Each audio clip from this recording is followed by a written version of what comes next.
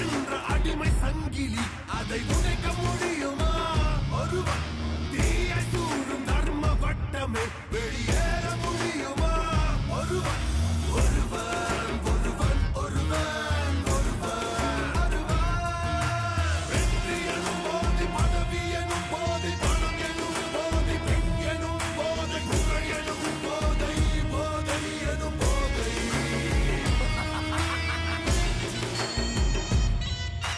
ஒருவன் ஒருவன்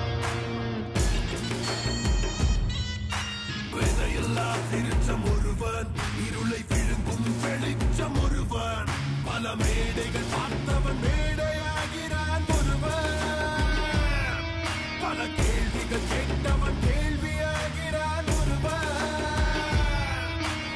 ஆயிரம் ஈட்டிகள் பாய்ந்தாலும் கற்றலை ஒன்று போயாதே தலைமுறை அழித்தாலும் சுயமாக என்னும் ஒருவன் ஒருவன் ஒருவன் ஒருவன் ஒருவன் ஒருவன்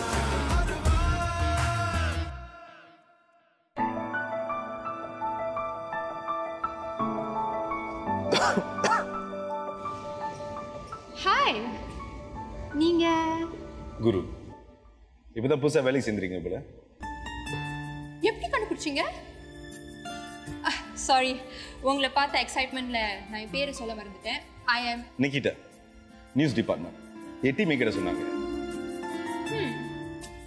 ஒருவன் ஷோல உங்க கெஸ் எப்படி ஃபீல் பண்ணுவாங்கன்னு எனக்கு இப்போ புரியுது. சும்மா சொல்லக்கூடாது. இவ்வளோ கான்ட்ரவர்ஷியலான டாபிக்ஸ் நீங்கள் இவ்வளோ கூலாக காமாக ஹேண்டில் பண்ணுறீங்க. அதுக்காகவே உங்களுக்கு ஒரு அவார்ட் கொடுக்கணும். ஆல்சோ ஃபைனல் இயர் தீசிஸுக்கு உங்கள் ஷோ ஒரு கேஸ் ஸ்டடியாக வச்சுருக்கேன். உங்கள் இமெயில் அட்ரஸ் கொடுங்களேன். I will send it to you. Time இருந்தால் நீங்கள் அதை படிங்க.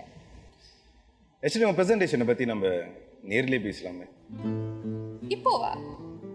நோ, இன்னைக்கு ராத்திரி டின்னர் சாப்பிட்டுக்கிட்டே பேசலாமே. நீங்கள் லொக்கேஷன் அண்ட் டைமை சொல்லுங்கள், நான் வந்துடுறேன். ஷூர். 1 செகண்ட். உங்களுக்கு ஒரு மெசேஜ் அனுப்பியிருக்கேன். என் நம்பரை சேவ் பண்ணுங்க. Nikita. Sure. See you.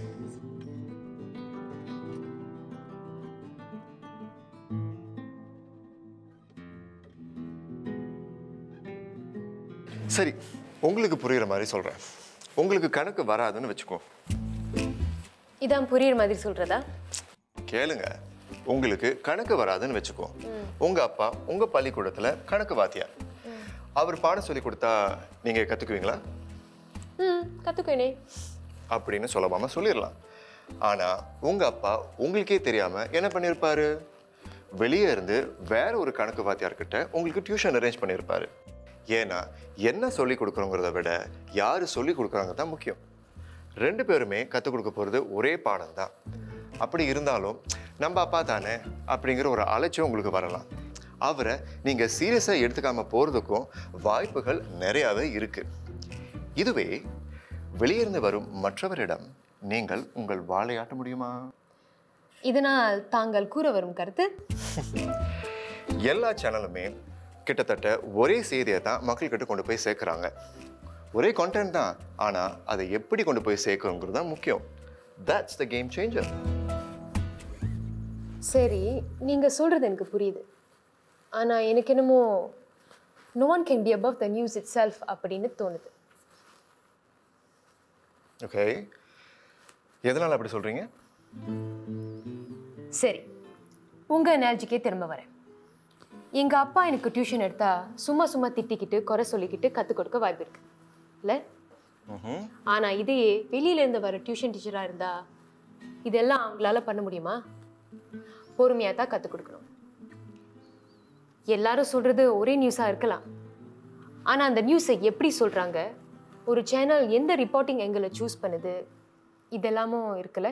Right, இதெல்லாம் நான் இல்லைன்னு சொல்லலையே. எந்த நியூஸை எந்த ஆங்கிளில் சொல்லணுங்கிற முடிவெடுக்க போகிறதே ஒரு நியூஸ் ரீடரோ ஒரு ஜேர்னலிஸ்டோ தானே. In that case it is up to my interpretation. சரி, அதை விடுங்க. ஒரு நியூஸ் ஐட்டம் பிரேக்கிங் நியூஸா இல்லையா அப்படிங்கிறத எது டிசைட் பண்ணுது? அது பிரசிடென்ட் இறங்கி வந்து சொல்றதுனாலயா? இல்லையே. அது எல்லாரையும் பாதிக்கக்கூடிய ரொம்ப ரொம்ப இம்பார்ட்டன்ட் நியூஸ். அதனால அது உடனே எல்லாருக்கும் போய் சேரணும் தானே நியூஸில் நடக்கிற மற்ற ப்ரோக்ராம்ஸ் எல்லாம் நிறுத்திட்டு பிரேக்கிங் நியூஸ்னு அனௌன்ஸ் பண்ணுறாங்க. ஆமாம் இல்லையா? அது இருக்கட்டும், நீங்கள் என்ன இருக்கிற வேலையை விட்டுட்டு வெட்டி கதை பேசிட்டு இருக்கீங்க? இங்கே எவ்வளோ முக்கியமான கிரவுண்ட் பிரேக்கிங்கான டிபேட் ஓடிட்டு இருக்கு. இப்படி வெட்டியாக பேசிட்டு இருக்கோன்னு ஒரே வார்த்தையில் போட்டு உடச்சிட்டிங்களா அரசி? இதை நான் எதிர்பார்க்க இல்லையே. ஆனால் உங்கள் டிபார்ட்மெண்ட் ஹெட் நீங்கள் பண்ணுற ஃபீச்சர் ஸ்டோரி இன்னைக்கு வருமா நாளைக்கு வருமானு தெரியாமல் எதிர்பார்த்துக்கிட்டு உட்கார்ந்துட்டு இருக்காங்க.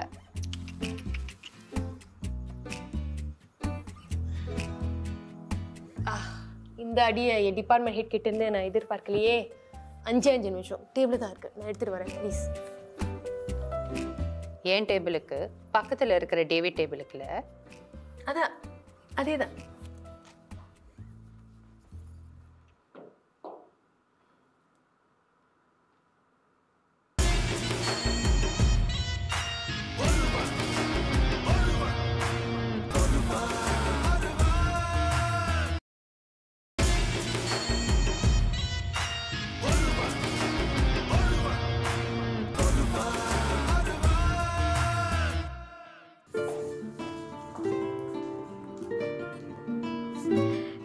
ரேவதியோட டிவோர்ஸ் கேஸ் பத்தி ஃபுல் ஸ்டோரி. அவங்க ஹஸ்பண்ட் பேரு கூட ஆதி. பெரிய அளவில் இம்போர்ட் எக்ஸ்போர்ட் பிஸ்னஸ் பண்ணிட்டு இருக்கிற பிஸ்னஸ் டைக்கூன். ஆனால் இந்த ஸ்டோரி தான் 1 மாதத்துக்கு முன்னாடியே எல்லா நியூஸ் சேனல்லையும் வந்துருச்சு. ஆமாம், பட் இதுதான் ஃபுல் ஸ்டோரி. ஏன்னா இந்த ஃபைலில் இருக்கிறதெல்லாம் பாதி விஷயம் கூட மற்ற சேனல்ஸில் வந்ததில்லை. அதுவும் புதுசாக கண்டுபிடிச்சி சொல்கிறதுக்கு எதுவும் இல்லாத ஸ்டோரிக்கு நான் இவ்வளோ டைம் ஸ்பெண்ட் பண்ண மாட்டேன். சரி, இந்த ஸ்டோரிக்கான ஒரிஜினல் ஆங்கிள் தான் என்ன? 1 மாதத்துக்கு முன்னாடி ஆதி இந்த நியூஸை மீடியாவுக்கு பிரேக் பண்ணப்போ எல்லா மீடியா அவுட்லெட்ஸும் ஒரு வார்த்தைக்கு மாறாமல் கோரஸாக சொன்னது ஒன்று தான். ஆதியும் ரேவதியும் கல்யாணம் ஆகி 20 years ஆயிடுச்சு. ஆனால் ஒரு 10 வருஷமாகவே காரணமே இல்லாமல் ரேவதி டிவோர்ஸ் கேட்டு ஆதியை தொல்லை பண்ணியிருக்காங்க. அவனும் வேற வழி இல்லாமல் அதுக்கு ஒத்துக்கிட்டார். ஆனால் ஆக்ட்ரஸ் ரேவதின்னு கூகுள் பண்ணி பார்த்தாலே என்ன வருதுன்னு தெரியுமா? டிப்ரெஷன், மென்டல் ஹெல்த், கவுன்சிலிங் இதெல்லாமே தான். அவங்களுக்கு க்ரானிக் டிப்ரெஷன் இருக்குன்னு டயக்னோஸ் பண்ணப்பட்டது எக்ஸாக்டாக 10 வருஷத்துக்கு முன்னாடி தான். ஸோ அவங்க டிப்ரெஷனுக்கு ஆளானது தான் டிவோர்ஸ்க்கு காரணம் அப்படின்னு சொல்கிறியா? there's more to it. அவங்கள டிப்ரெஷனுக்கு தள்ளுனதே ஆதி தான் நான் சொல்கிறேன். வாட்? அவங்க தான் அப்யூசிவான ஹஸ்பண்ட் கிட்ட மாட்டிக்கிட்டு என்ன செய்யறதுன்னு தெரியாமல் இருந்திருக்காங்க. இந்த கன்க்ளூஷனுக்கு நீ எப்படி வந்த? இது நானே கற்பனை பண்ண சினாரியோன்னு நினைக்கிறீங்களா? என்னோட சைல்ட்ஹுட் பெஸ்ட் ஃப்ரெண்ட் கிட்ட தான் ரேவதியோட பொண்ணுங்க டியூஷனுக்கு போயிருக்காங்க. அவன் மூலமாக தான் நான் அவங்க கிட்ட பேசினேன். சரி, அப்யூஸ்னு சொல்கிற, ரேவதிக்கு ஃபிசிக்கல் அப்யூஸ் நடந்துச்சா? அதுக்கு ஏதாவது ஆதாரம் இருக்கா? ஏன்னா ஒருத்தர் இன்னொருத்தர் மேலே வேணும்னாலும் பழி போட்டுட்டு போயிடலாம். பட் அதுக்கான சாலிட் எவிடன்ஸ் நாம் காட்டலைன்னா அப்புறம் மக்கள் எப்படி நம்ம சொல்கிறதுல நம்பிக்கை வைப்பாங்க? பொண்டாட்டியை குடிச்சிட்டு கை நீட்டி அடிச்சதுலாம் உங்கள் காலம் அரசி. அதுவும் இப்போ பண்ணாலும் கண்டிப்பாக ஜெயில் தானே அவங்களுக்கு நல்லாவே தெரியும். ஆனால் ஒரு அறை அறிஞ்சாலும் மிஞ்சி மிஞ்சி போனால் ஒரு நாள் அந்த வலியெல்லாம் போயிடும். ஆனால் இந்த ஆதி சொன்னதெல்லாம் அதெல்லாம் கேட்டு நானே ஆடி போயிட்டேன். வாவ், எனக்கே ரொம்ப ஷாக்கிங்காக இருக்குது. இந்த ஸ்டோரிக்கு இப்படி ஒரு ஹிடன் ஆங்கிள் இருக்குன்னு நான் எதிர்பார்க்கவே இல்லை.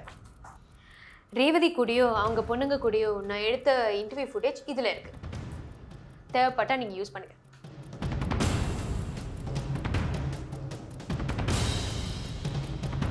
Wow Shalini, I am really Impress. நீ பண்ணது ஒரு சின்ன காரியமே கிடையாது. எல்லாரும் ஓவர்லுக் பண்ண ஸ்டோரியை நீ ஏற்றுக்கிட்டு அதோட தலையெழுத்தை மாற்றி எழுதிட்ட. I am really proud of you. Okay, நீ கிளம்பு. I'll take this from here. Sure. Thank you, Arasi. Welcome.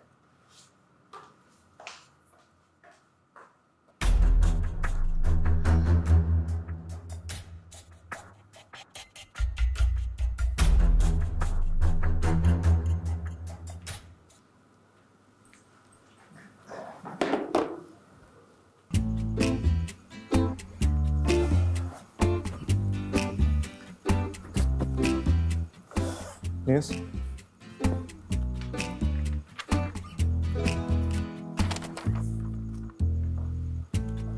Okay இந்த சேஞ்சஸ் பார்த்துங்க. யா ஓகே, இதான் ஃபர்ஸ்ட் நியூஸ். இதுக்கப்புறம் தான் அந்த அடுத்த நியூஸ் வரும். சரியா? ஸ்டூடியோக்கு ஃபர்ஸ்ட் டைமா? நோ யா ஆமாம் யா. இல்லை வாயை பிறந்துக்கிட்டு ஸ்டூடியோ நடக்குது எல்லாத்தையும் பார்த்துட்டு இருக்கீங்களே, அதான் கேட்டேன். Well, enjoy the show. உங்களுக்கு தேவைப்படாது. ஆனால் all the best. Thank you. We're going live in 5, 4, 3, 2. வணக்கம். தி செய்திகளை உங்களுக்கு வழங்குவது டேவிட் இதயநாதன். இன்றைய முதன்மை செய்திகள். பிரபல தொழிலதிபர் ஆதி மற்றும் அவரது மனைவி நடிகை ரேவதி, இவர்கள் இருவருக்கும் இடையிலான விவாகரத்து வழக்கில் ஒரு புதிய திருப்புமுனை ஏற்பட்டுள்ளது. ஆதியால் வழங்க இயன்றதை காட்டிலும் கூடுதலான ஒரு தொகையை ஜீவனாம்சமாக கேட்டு ரேவதி மிரட்டி கொண்டிருப்பதாக புதிய தகவல்கள் வந்துள்ளன. இந்நிலையில் தனது ஏற்றுமதி இறக்குமதி வியாபாரத்தில் தற்போது நலிவடைந்திருப்பதால் அத்தொகையை கொடுக்க முடியாமல் ரேவதி அளித்து வரும் தொடர் மிரட்டலால் கடும் மன உளைச்சலுக்கு ஆளாகி இருப்பதாக ஆதி தனது சமூக வலைதள பக்கத்தில் தெரிவித்துள்ளார். கடந்த 10 ஆண்டுகளாக திரைத்துறையில் எந்த வாய்ப்புகளும் கிடைக்காமல் ஆதியின் வருமானத்தை மட்டுமே சார்ந்திருந்த நடிகை ரேவதி விவாகரத்திற்கு பிறகும் இந்த நிலை தொடர வேண்டும் என்பதற்காகவே திட்டம் போட்டு தொடர் மிரட்டல்களை அளிக்கிறார் என்பதை ஆதி வெளிப்படையாக தெரிவித்துள்ளார். அடுத்து வானிலை நிலவரம்.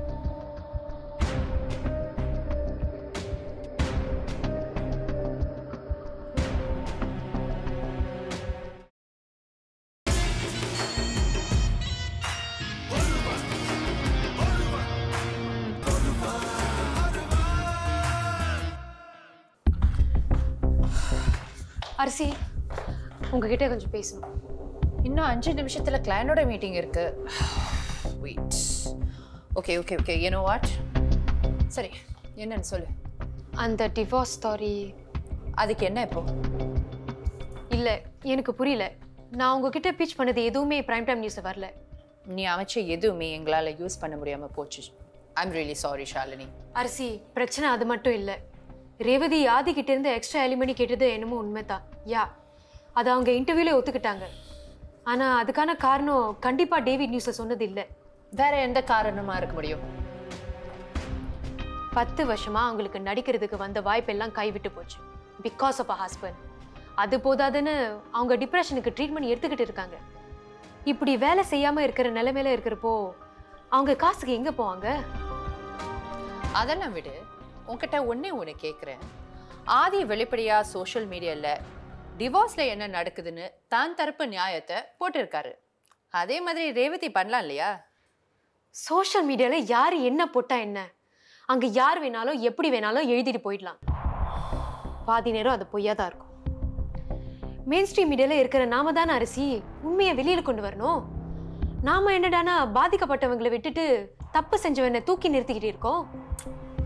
ஆதி அவ்வளோ கொடூரமான ஒரு அபியூசர்னு என்னாலேயே நம்ப முடியாதப்போ இதெல்லாம் பார்க்குற மக்கள் நம்புவாங்கன்னு நினைக்கிற?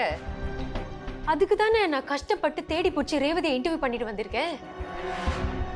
ஷாலினி, ஒரு நியூஸ் ஸ்டோரி டெலிவைஸ் ஆகுதுன்னா அதை பார்க்குற மக்கள் என்ன யோசிப்பாங்க, எப்படி ரியாக்ட் பண்ணுவாங்க, அதனால சேனலுக்கு எந்த விதமான பிரச்சனை வருமா, அப்படி நல்லா யோசிச்ச பிறகுதான் ஒரு ஸ்டோரிக்கான க்ரீன் லைட்டை என்னால் தர முடியும்.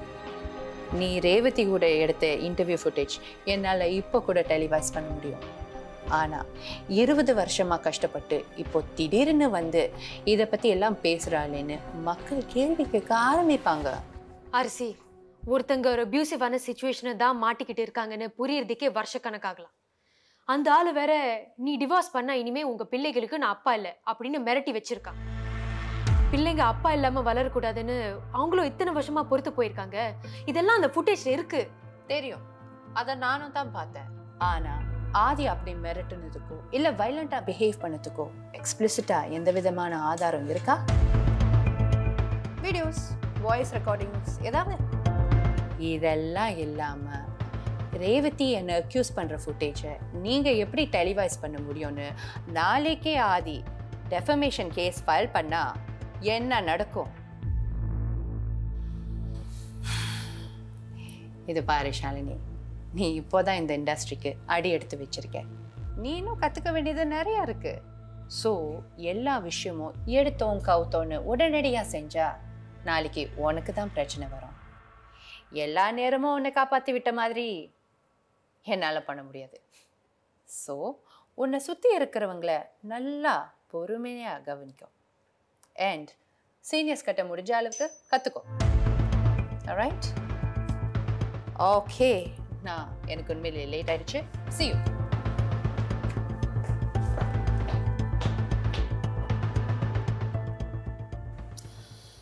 ஆமாம் நிக்கிதா, நான் அன்றைக்கி உங்ககிட்ட கேட்கணும்னு நினச்சேன். என் நம்பர் எப்படி உங்களுக்கு கிடச்சிச்சு? குரு, ஒரு ஹார்ட் கார் ஃபேன் கிட்ட இப்படி நான் கேள்வி கேட்கலாமா? இல்லை, என் ஃபைனல் இயர் ப்ராஜெக்ட்டுக்கு ஒருவன் ஷோ ஒரு கேஸ் ஸ்டடியாக வச்சு என் தீசிஸ் எழுதுனேன்னு சொன்னேன்ல, அதுக்கான ப்ரைமரி ரீசர்ச் கண்டக்ட் பண்ணுறதுக்காக உங்கள் நம்பர் இங்கேயோ அங்கேயோ அழிஞ்சு கண்டுபிடிச்சி ஒரு இன்டர்வியூவை ஸ்கெட்யூல் பண்ணலான்னு நினச்சேன். பட் டைம் இல்லாமல் போச்சு. நீங்கள் அப்போ பண்ணணும்னு நினச்ச இன்டர்வியூவை இப்போ பண்ணலாமே. எனக்கு ஒரு 2-3 பர்சனல் கொஸ்டின்ஸ் இருக்குது, அது கேட்கட்டா? கேளுங்க. நீங்கள் இவ்வளோ ரிஸ்கியான ஒரு ஷோ இவ்வளோ வருஷமாக ஹோஸ்ட் பண்ணிக்கிட்டு வரீங்க. உங்கள் ஃபேமிலி இதெல்லாம் எதுக்கு, இந்த வேலையை விட்டுடுன்னு சொல்லியிருக்காங்களா? இந்த ஸ்டேட்மெண்ட் அடிக்கடி சேனல்கிட்ட இருந்து தான் வரும். என் ஃபேமிலிக்கு இருந்துச்சு. மேபி இது நான் ஃபேம்காக செஞ்சுருந்தேன்னா இன்னொன்று சொல்லியிருப்பாங்க. அண்ட் இந்த ஷோனால நிறைய உண்மைகள் வெளிவருது, நிறைய நல்லது நடக்குது. For greater good. இதுதான் எனக்கும் வேணும், என் ஃபேமிலிக்கும் வேணும். So I think worth taking the risk. Wow, அவங்களாவது இதெல்லாம் புரிஞ்சுக்க லெவலில் இருக்காங்க. இதுவே என் பாய் ஃப்ரெண்டாக இருந்திருந்தா அவங்க செய்கிற வேலையை பார்த்தே என் பிபி ஏறிடும். I'm assuming you're single. I mean your single child. கரெக்டாக கண்டுபிடிச்சிட்டீங்க. ஆரம்பத்திலிருந்தே உங்களுக்கும் எனக்கும் நிறைய சிமிலாரிட்டிஸ் இருக்குன்னு தோணுச்சு, அதான் கேட்டுட்டேன். நான் என் ஃபேமிலிக்கு ஒரே பொண்ணு தான். ஆனர்ஸ் டிகிரி ஹோல்டர்ல, அதான் கண்டுபிடிச்சிட்டீங்க. அது எப்படி உங்களுக்கு தெரியும்? என் நம்பர் எப்படி உங்களுக்கு தெரிஞ்சிச்சோ அப்படிதான் தெரிஞ்சிச்சு எனக்கும். Cheers.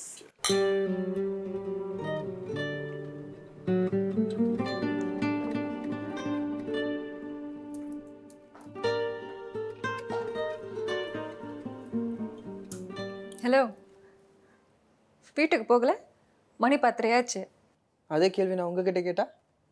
ஐயோ, அந்த கேள்விக்கு பதில் சொல்லலாமா சொல்ல வேணாம்ல நீங்களே முடிவு பண்ணிக்கங்க. ஏன்னா இந்த ஆஃபீஸில் யாருக்கிட்டையாவது பிரச்சனையா இல்லை மே ஐ ஹெல்ப் யூ அப்படின்னு கேட்டாலே அடி வாங்காத குறையா, திட்டு வாங்கினது தான் மிச்சம். Rudra, I'm sorry. ஓகே, அன்றைக்கி நான் வேறு எதையோ பற்றி யோசிச்சு அப்செட்டாக இருந்தேன். அதுக்கு உன் மேலே எரிஞ்சு விழுந்துட்டேன். நான் வேணும்னு பண்ணலை, ப்ளீஸ் என்னை மன்னிச்சிட்டேன். என்னை திட்டுவங்களோட லிஸ்ட்டில் நான் உங்களை சேர்க்கவே இல்லையே, சும்மா பொதுவாக சொன்னேன். சரி, எப்போ வீட்டுக்கு போகிறதா உத்தேசம்? இங்கே ஓவர் நைட் பண்ணுறதெல்லாம் கஷ்டம் தெரியும்ல. ஆசையாக தான் இருக்குது வீட்டுக்கு ஏர்லியாக போகிறதுக்கு. ஆனால் எங்கேத்த இந்த வாரம் லைவ் ஷோக்கு குரு நம்ம ரீசர்ச் டீமை வேலையில் வச்சு வாங்கிட்டாரு. அது இன்னமும் தெரியல. போன ஜென்மத்தில் இந்த ஹாட்ஸெட் ப்ரொஃபைலுக்கும் நம்ம குருவுக்கும் ஏதோ ஒரு பகை. லைஃப் போவோம்ல, உனக்கே தெரிய வரும். ஆமாம், உங்கள் பொண்ணு வீட்டில் உடம்பு சரியில்லாமல் தானே இருக்குது. நீங்கள் என்ன ஒன்று சுற்றிக்கிட்டு இருக்கீங்க? வீட்டுக்கு போல? சாரி, நான் ஒன்று தப்பாக கேட்கல. நம்ம டீம் வர்ச்சுவல் மீட்டிங்கில் ஒரு 2 பேர் பேசிக்கிட்டு இருந்தாங்க, காதூரமாக கேட்டுச்சு, அவ்வளோதான். இப்போ எதுக்கு பேனிக் பண்ணுற? நீங்கள் என்னை பற்றி தப்பாக நினச்சிருக்கூடாதுல்ல, அதான் ஒரு சேஃப்டிக்கு. காயத்ரி, நான் கேட்குறேன்னு கோச்சிக்காதீங்க. பொண்ணு எப்படி இருக்காங்க? என்னை தவிர எல்லாருமே நல்லா இருக்காங்க.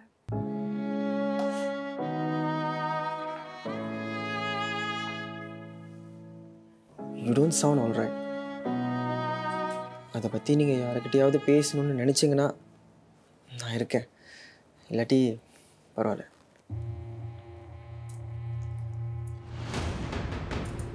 ஏன் அவங்களுக்கு மட்டும் தான் சேனல் இருக்கா, நம்மளுக்குலாம் இல்லையா?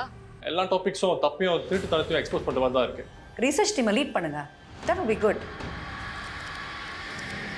அவங்க நோய்க்கு சம்மந்தமே இல்லாத ஒரு மருந்தை கொடுத்துக்கிட்டு வந்துருங்க. குரு இருங்க சிவா.